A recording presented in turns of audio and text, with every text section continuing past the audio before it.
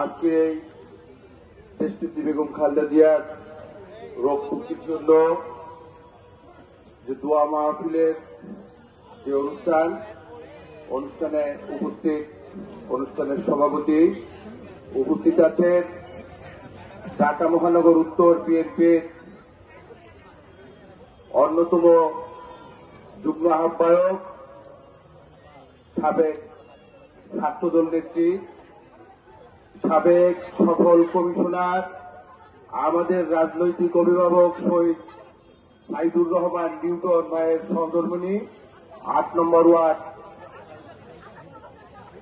তার সফল কাউন্সিলর উপস্থিত আছেন ঢাকা মহানগর উত্তর বিএনপির অন্যতম যুগ্ম আহ্বায়ক সরকার ঐতিহ্যবাহী সরকারি বাংলা কলেজের সোনালী ফসল সাবেক ছাত্র নেতা সাবেক স্বেচ্ছাসেবক দল নেতা বর্তমান বিএনপি ঢাকা মহানগর উত্তর উল্লেখযোগ্য অন্যতম যুগ্ম আহ্বায়ক উপস্থিত আছেন ঢাকা মহানগর উত্তর বিএনপির আরেক বর্ষীয় নেতা জাহাঙ্গীরনগর বিশ্ববিদ্যালয়ের সাবেক ছাত্র নেতা ঢাকা মহানগর উত্তর বিএনপির সাবেক সহ দপ্তর সম্পাদক ঢাকা মহানগর উত্তর বিএনপির বর্তমান উল্লেখযোগ্য অন্যতম সদস্য উপস্থিত আছেন এই ওয়ার্ড থেকে এই ওয়ার্ডের সফল কমিশনার ঢাকা মহানগর উত্তর বিএনপির সাবেক ভারপ্রাপ্ত সভাপতি বাংলাদেশ জাতীয়তাবাদী দল ছাত্র দলের সোনালী ফসল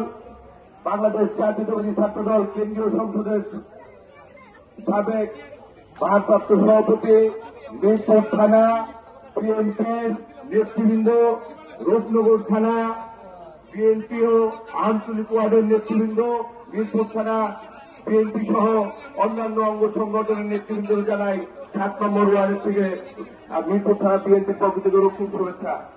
বন্ধুরা, আজকে এখানে যে উদ্দেশ্যে আমরা এসেছিলাম আমরা এখন শুধু আসছি আজকে আমাদের দেশব্যাপী আমাদের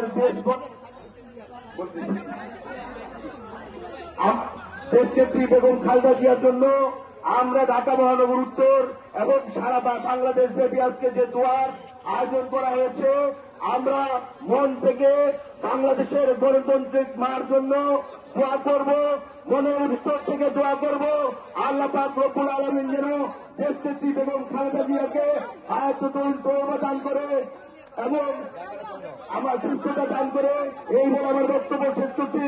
খোদা হাফেজ। বাংলাদেশ জিন্দাবাদ। দেশনেত্রী বেগম খালেদা জিয়া জিন্দাবাদ। তারুণ্যের অহংকার তারেক রহমান জিন্দাবাদ। শহীদ রাষ্ট্রপতি জিয়াউর রহমান অমর হোক। সবাইকে ধন্যবাদ।